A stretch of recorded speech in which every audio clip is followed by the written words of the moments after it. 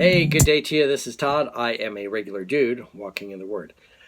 The Bible clearly tells us in several passages, specifically in 2 Corinthians 6:14 to 18, do not be unequally yoked. And it insinuates that in other passages also, not in those exact words. But today in the passage, we're going to be reading Genesis 24, verses 1 through 9 again.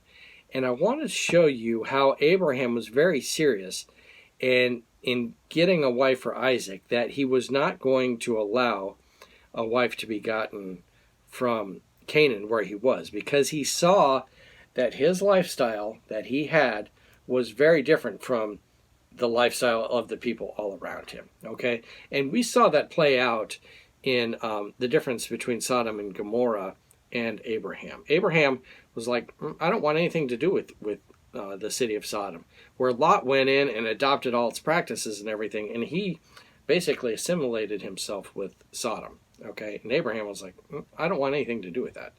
So in this passage here, I'm going to read it again here, Genesis 24 verses 1 through 9. Look at how serious Abraham is, that you need to go back to where I was born, because those people have a different mindset. They're not perfect, okay, but they have a different worldview than the Canaanites. All right. So it says here, let me read here. Abraham was now very old, and the Lord had blessed him in every way.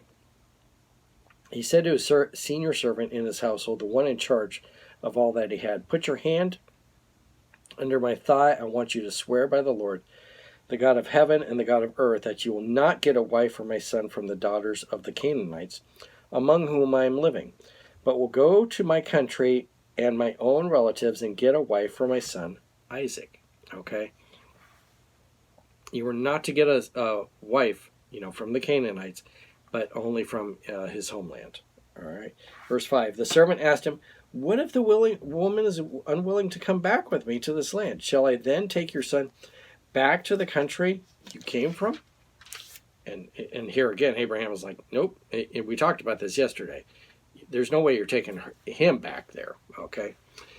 Make sure that you do not take my son back there, Abraham said. The Lord, the God of heaven, who brought me out of my father's household and my native land, and who spoke to me and promised me an oath, saying, to your offspring I will give this land, he will send an angel before you, that you can get a wife for my son from there. If the woman is unwilling to come back with you, then you will be released from my oath of mine. Only do not take my son back there. So the servant put his hand under the thigh of his master Abraham and swore an oath to him concerning this matter. Okay? That is an example right there of Abraham taking seriously the principle of not being unequally yoked. He didn't want his son to be influenced by a Canaanite, okay? And so that's why he said, get away from my homeland. Now, let's go back to 2 Corinthians. So let's turn to 2 Corinthians here. And I'm going to read chapter 6, verses 14 through 18. So follow along with me, and you're going to be like surprised. This wasn't written when Abraham had this ordeal going on, but he was following this principle, and he knew in his head, I don't want my son to be involved with the Canaanites. Verse 14 says, do not be yoked together with the unbelievers, for what do righteousness and wickedness have in common? Or what fellowship can light have with darkness? What harmony is there between Christ and Baal? Or what does a believer have in common with an unbeliever? That right there, what does a believer have in common with an unbeliever? Well, the whole mindset and the whole worldview is very different, okay? So how can you have a decent marriage with the same goals if you don't have that together, if you're Christian and non-Christian, okay?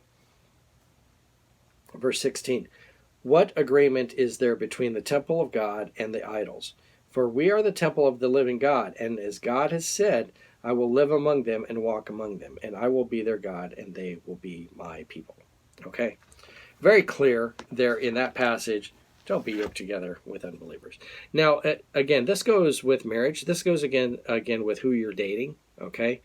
And it goes again with who you have businesses with. Partnerships are a bad thing all the way around to start off with, but it's even worse if you get into a partnership with an unbeliever. Okay, the Christian has his goals of what he wants the business to be like, and the non-Christian has his goals. Two different goals there, what they want the company to be, and so it's a disaster waiting to happen.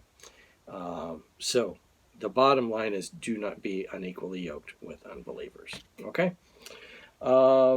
That's it for today. Thank you for watching. I'm just a regular dude walking in the Word, and I look forward to seeing you tomorrow as we continue our journey through Genesis 24. Lord's blessing. I'll see you then.